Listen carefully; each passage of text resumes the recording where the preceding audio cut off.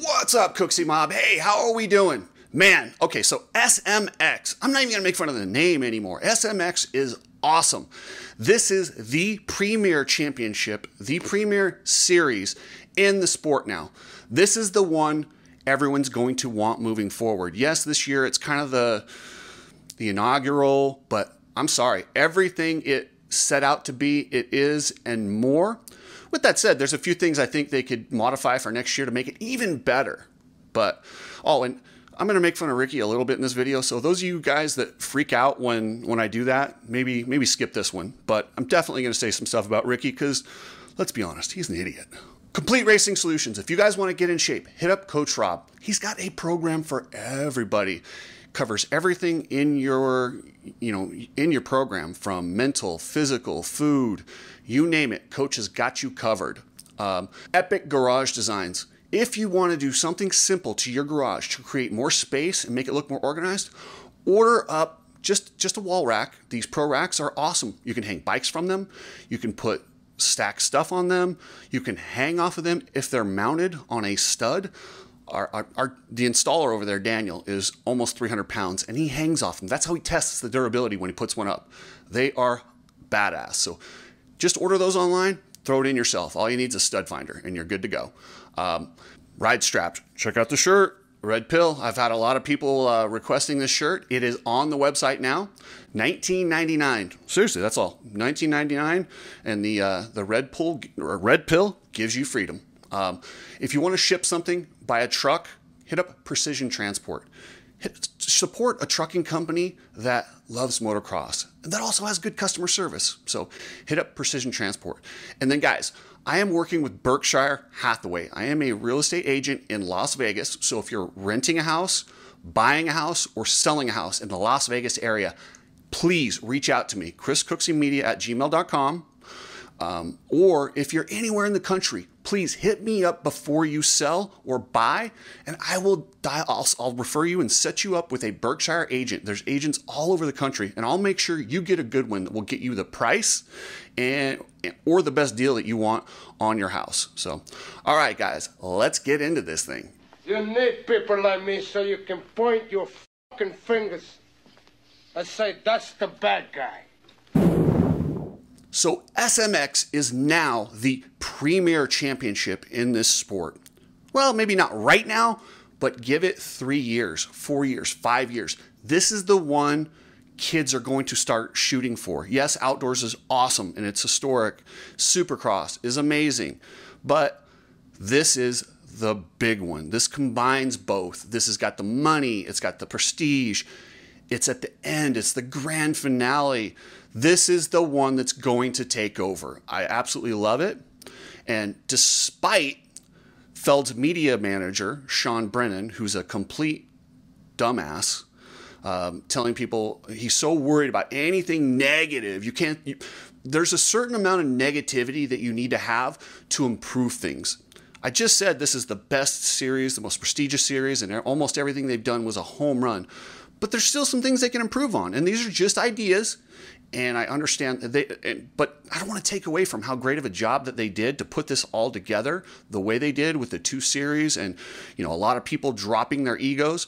But sometimes it takes a common enemy like World Supercross to draw these two together. And it did. And we got an amazing result out of it. And they can say they didn't do it because of World Supercross, but World Supercross was the catalyst, and you'll never convince me it wasn't.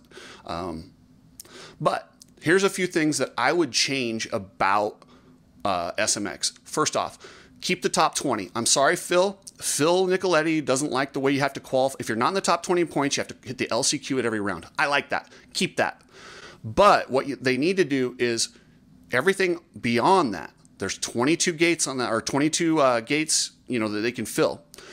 Go down the privateer line and ask 20 through 42, would you guys like to be in? If you're hurt, then move on to the next guy, 43, 44, until we have a full gate of people that can try and qualify for each round. There's no reason not to have a full gate in that LCQ. It just adds to the excitement, it adds to the opportunity, and it adds to the prestige. The other thing I would like to see done is change the point structure just a bit. Because when you don't pay points by moto, you leave it up to some of the things like where jets waving people by. That's easy fix, just points by moto. Maybe you go 25 points per moto at the first round, 40 at the second, and 60 at the third. There's a way to do it where you can still weight it to where it's like, building the anticipation and still keeping that excitement that we got. But you also change it to, this is not a 3-round series. Make it a 6-round series, double headers at each round. So now you have a 6-round playoff, which is a legit number of races for a playoff. I mean, that's pretty good. If the regular season in Supercross is 17 and 11 in motocross, 6 is a great playoff. So that's what I think they should consider doing, is making it main events. They're all main events. So you get 2 main events per round. The other change that I want to make, the teams are not going to like this. The teams are not going to like this. The riders probably aren't going to like this. But as a fan, I love it. The Charlotte round was essentially an outdoor round. I want Supercross whoops on that outdoor track. I want something where these riders and teams have to go, dang, what do we do? Because outdoor suspension doesn't work on whoops. Do we set it up for the whoops or do we set it up for the outdoors? I really like the confusion. So I keep doing what they're doing in the hybrid, but even take it further, and that's what I would do there. And the most obvious thing they need to get rid of is Ricky Carmichael. Listen. I personally believe that U.S. Americans are unable to do so because some people out there in our nation don't have mounts, and I believe that our education, like such as in South Africa and the Iraq, everywhere like such as, and I believe that they should, our education over here in the U.S. should help the U.S. or should help South Africa and should help the Iraq and the Asian countries, so we will be able to build up our future. There is no doubt he is the greatest rider to ever race motocross or supercross combined. Like, he is the GOAT. Like, I'm not going to argue that. That is what he is. But at the same turn, he's also not very educated. He is not very confident in himself. I've never heard somebody use so many verbs without actually giving me any substance.